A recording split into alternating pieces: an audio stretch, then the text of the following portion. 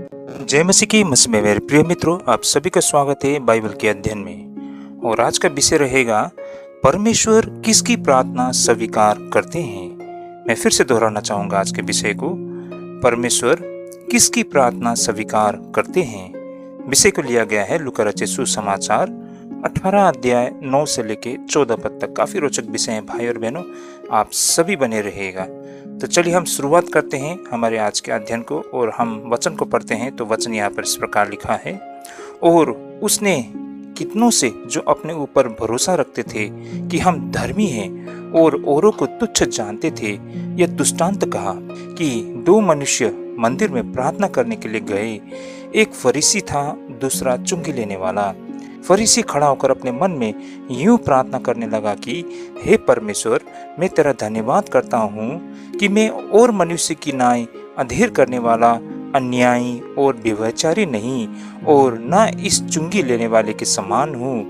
मैं सप्ताह में 2 बार उपवास करता हूँ, मैं अपनी सब कमाई का 10वां अंश भी देता हूँ।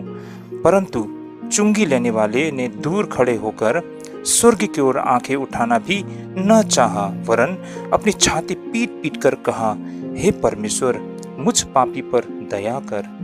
मैं तुझसे कहता हूँ कि वह दूसरा नहीं परंतु यही मनुष्य धर्मी ठहराया जाकर अपने घर गया, क्योंकि जो कोई अपने आप को बड़ा बनाएगा वो छोटा किया जाएगा, और जो अपने आप को छोटा बनाएगा वह बड़ा किया जाएगा।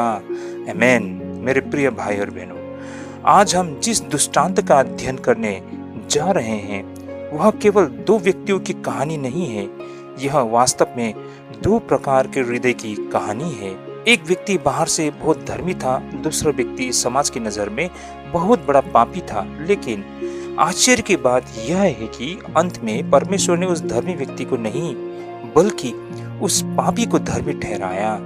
यह कहानी हमें एक बहुत गंभीर प्रश्न पूछने पर मजबूर करती है। क्या केवल धार्मिक होना पर्याप्त है? क्या चर्च जाना, प्रार्थना करना, उपवास करना और 10वां अंश देना ही परमेश्वर को प्रसन्न करता है? यह परमेश्वर हमारे हृदय को देखता है? आज हम इस प्रश्न के उत्तर खोजेंगे।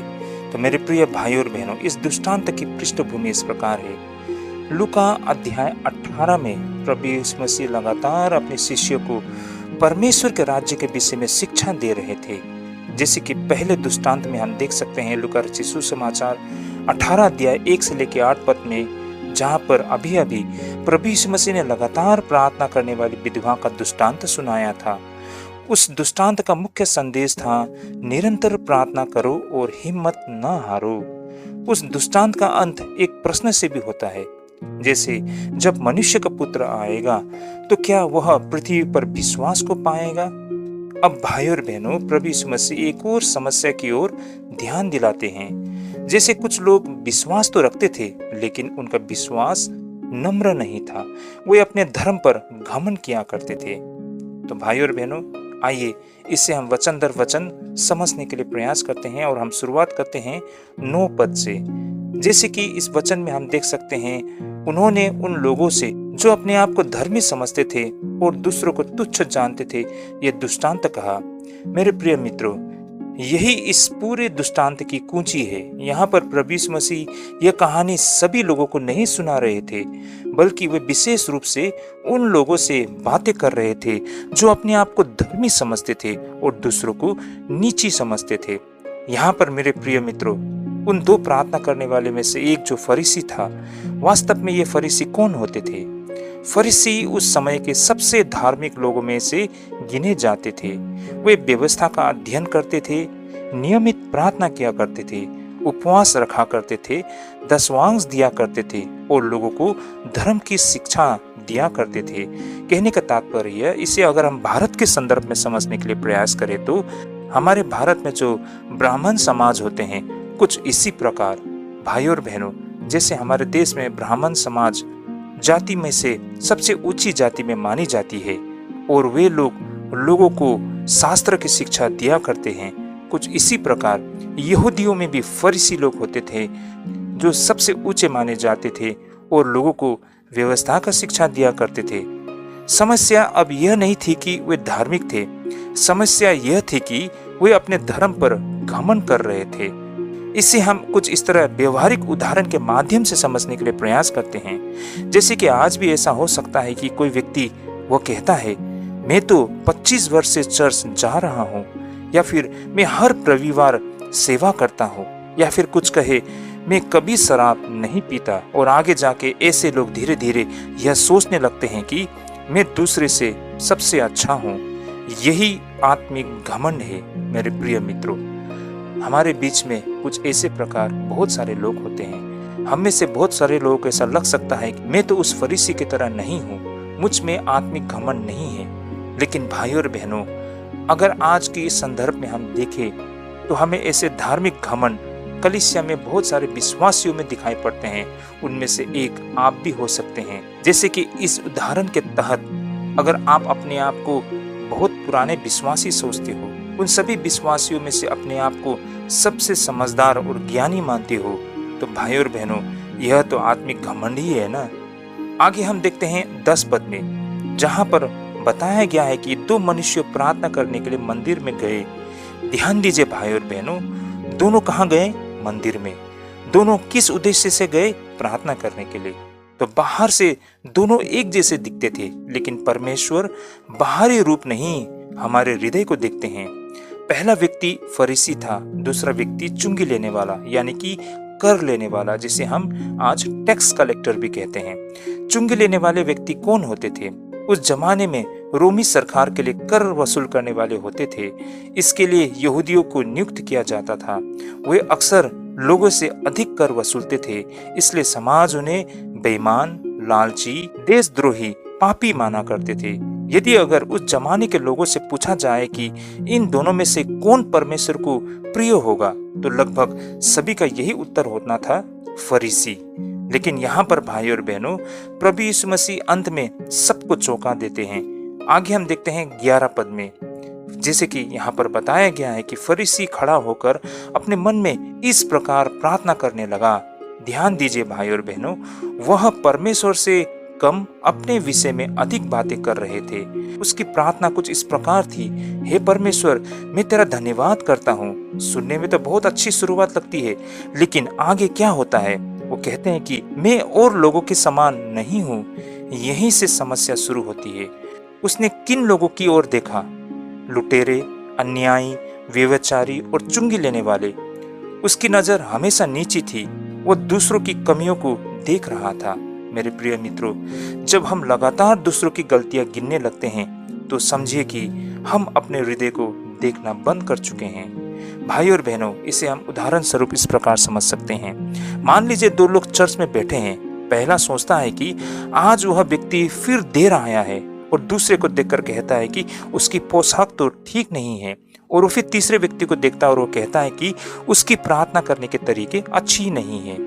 इस प्रकार भाई और बहनों, वो हर किसी को देखता है और उनमें कमियों को ढूंढते हैं। और उसी प्रकार भाई और बहनों, आपके करीब ही दूसरा और व्यक्ति है जो वह भी प्रार्थना कर रहा है, और वो अपने प्रार्थना में कहता है कि हे प्रभु, मुझे बदल दीजिए।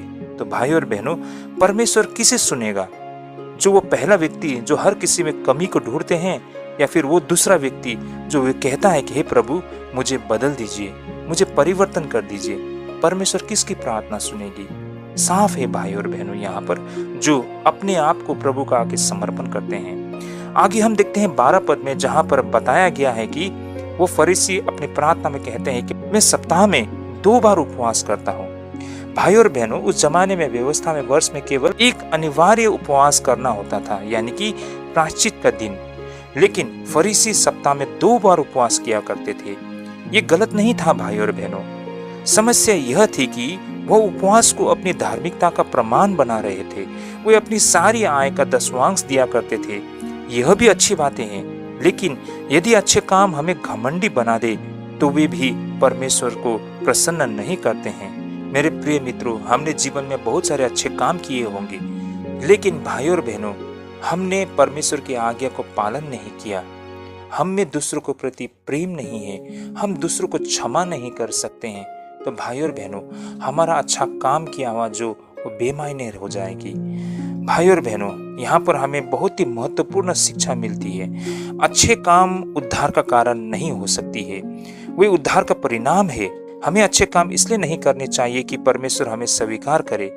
हमें अच्छे काम इसलिए करने चाहिए क्योंकि परमेश्वर ने हमें पहले अनुग्रह से स्वीकार किया है। तो मेरे प्रिय मित्रों, इन तथ्यों को हमें समझना होगा। आगे हम 13 पद में देखते हैं, यहाँ पर यीशु मसीह दूसरी ओर ध्यान ले जाते हैं। जैसे कि वचन में बताया गया है कि परंतु चुंगी लेने वाला दूर खड़ा रहा। भाई और बहनों, उस चुंगी लेने वाले ने ऊपर देखने का साहस भी नहीं किया। वह जानता था कि वह पापी है। उसने अपनी छाती पीटी और यह पश्चाताप का चिन्ह था। उसकी पूरी प्रार्थना इस प्रकार थी, हे परमेश्वर, मुझ पापी पर दया कर। भाई और बहनों, यूनानी भाषा में यह अर्थ और भी गहरी होती है। उसे अपने अच्छे कामों पर भरोसा नहीं था, उसे केवल परमेश्वर की दया चाहिए थी। मेरे प्रिय मित्रों, इसे हम उदाहरण स्वरूप इस प्रकार समझ सकते हैं। यदि एक बच्चा गलती करता है तो वह बहाने भी बना सकता है या अच्छे मन से कह भी सकता है कि पिताजी, मुझसे गलती हो गई, मुझे माफ कर दीजिए। तो ऐसे में भाई और बहनों, परमेश्वर भी कुछ इस प्रकार के हृदय ही चाहते हैं। वो व्यक्ति जो साफ साफ परमेश्वर के निकट आके अपनी गलतियों को स्वीकार करते हैं और वो पश्चाताप करते हैं, ऐसे लोगों को प्रभु बेहद प्रेम करते हैं और उनकी पापों को क्षमा करते हैं, बजाय अपनी गलतियों को न मानने के लिए या फिर उसे छिपाने के लिए बहाना बनाए। आगे हम देखते हैं 14 पद में, जहां पर आश्चर्य प्रकट करते हैं। जैसे कि वचन में बताया गया है, मैं तुमसे कहता हूं कि यह व्यक्ति धर्मी ठहरकर अपने घर गया, जो कि यीशु मसीह ने कहा था। ध्यान दीजिए, धर्मी कौन ठहरा? वो फरीसी तो बिल्कुल नहीं, बल्कि वो चुंगी लेने वाला व्यक्ति को धर्मी ठहराया गया है। क्यों? क्योंकि उद्धार कर्मों से नहीं, अनुग्रह से मिलती है। इसका अर्थ यह नहीं है कि यीशु मसीह यह नहीं कह रहे हैं कि अच्छे काम करना गलत है, बल्कि वे तो यह कह रहे हैं कि यदि अच्छे काम तुम्हें घमंडी बना दे तो उसका कोई मूल्य नहीं। अंततः भाई और बहनों, जो अपने आप को बड़ा बनाएगा वो छोटा किया जाएगा। जो बहुत ही सुंदर सिद्धांत को बताया गया है, ये बाइबल का एक महान सिद्धांत है। परमेश्वर घमंड का विरोध करते हैं लेकिन नम्रों पर अनुग्रह करते हैं। भाई और बहनों, इस शिक्षा को आज के आधुनिक समय पर भी हम प्रयोग में ला सकते हैं। जैसे कि हम जब चर्च में होते हैं, कभी यह मत सोचे कि मैं सबसे अच्छा विश्वासी हूँ। दूसरी ओर जब हम सेवा में होते हैं, यदि हम प्रचार करते हैं तो यह न सोचे कि मैं सबसे महान सेवक हूँ। उसी प्रकार परिवार में पति पत्नी, माता पिता, बच्चे, सबको नम्रता सीखनी चाहिए। और साथ ही सोशल मीडिया, आज लोग अपनी आध्यात्मिकता को भी दिखावा करते हैं, लेकिन परमेश्वर प्रदर्शन नहीं, हृदय देखते हैं। तो भाई और बहनों, आज के आधुनिक दौर में भी इस शिक्षा को हम इस तरह अमल में ला सकते हैं। ये दृष्टांत की मुख्य सीख हमें क्या देती है? परमेश्वर बाहरी धार्मिकता से अधिक हृदय को देखते हैं और आत्मिक घमंड सबसे खतरनाक पापों में से एक है। साथ ही हमने यहाँ सीखा है कि सच्चा पश्चाताप परमेश्वर के अनुग्रह का द्वार खोलता है। और हमने ये भी समझा है कि उद्धार अच्छे कामों से नहीं, बल्कि परमेश्वर की दया और अनुग्रह से मिलती है। और नम्रता मसीह जीवन का पहचान है। तो आइए भाई और बहनों, आज हमें इस अध्ययन के साथ हमें खुद को आत्म परीक्षण करने की भी आवश्यक है। जैसे कि हम खुद से इन प्रश्नों को पूछ सकते हैं कि क्या मैं दूसरों से अपनी तुलना करता हूँ? क्या मैं अपनी धार्मिकता पर घमंड करता हूँ?